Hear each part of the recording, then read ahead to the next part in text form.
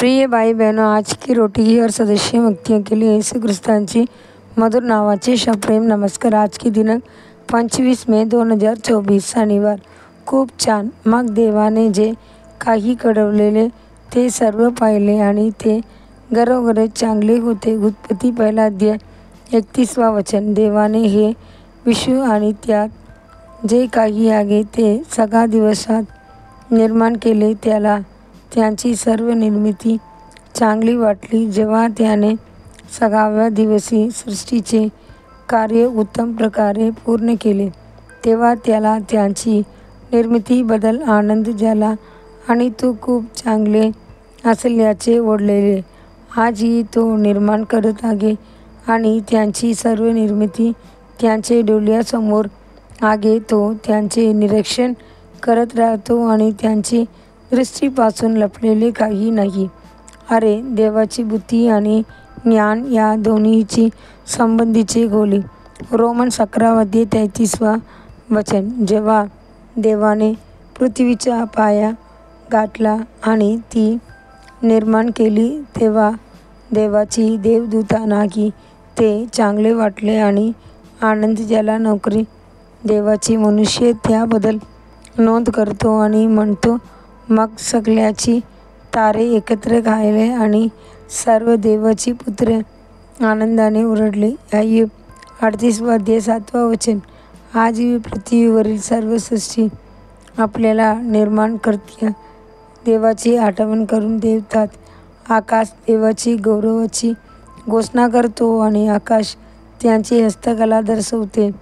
देवा दिवसेदिवस वाणी बोलतात आणि रात्र रात्र ज्ञान प्रकट करते। स्तोत्र 19 अध्याय 1 आणि 2 वचन।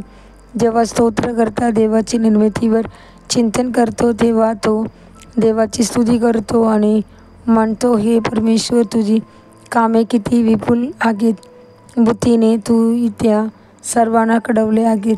पृथ्वी तुझ्या मालमत्तेने भरलेली आहे। परमेश्वराचे गौरव आणि सदैव टिकून राहा। परमेश्वर त्यांची कृत्यामध्ये आनंदित व्हावं।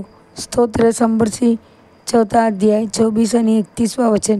देवाची मुलांनो, ज्याप्रमाणे परमेश्वराला त्याची सर्व निर्मिती चांगली वाटली, त्याचेप्रमाणे आणखी त्याचे शाश्वत चांगुलपणावर चिंतन केले पाहिजे आणि आपल्या अंतःकरणाची तळापासून त्याची चांगल्याबद्दल त्याची स्तुती आणि आभार मानले पाहिजे।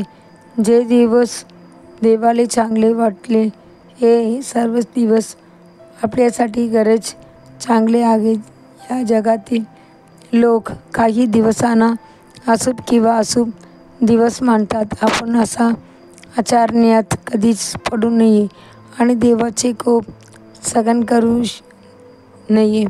प्रत्येक दिवस देवाने बनवला आहे आणि त्यासाठी आपण दिवसाची स्तुती केली पाहिजे आणि त्याची पूजा केली पाहिजे।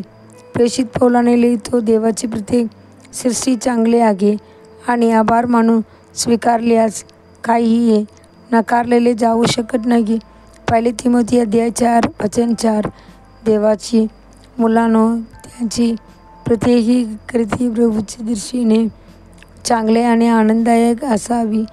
तुम्हाला या त्या पृथ्वीवर देवाची इच्छेनुसार वागण्यासाठी जे बोलावले आहे। तुमची आयुष्यातील सर्व दिवस देवाच्या दृष्टीने आणि मनुष्यासमोर चांगले आणि फायदेशीर म्हणून बांधले। पुढील चिंतनासाठी श्लोक। मनुष्य म्हणजे काय की तो त्याची आठवण ठेवतीस आणि मनुष्य त्यात पुत्र आहे की तू त्याला भेटतोस। स्तोत्र 8 अध्याय वचन 4।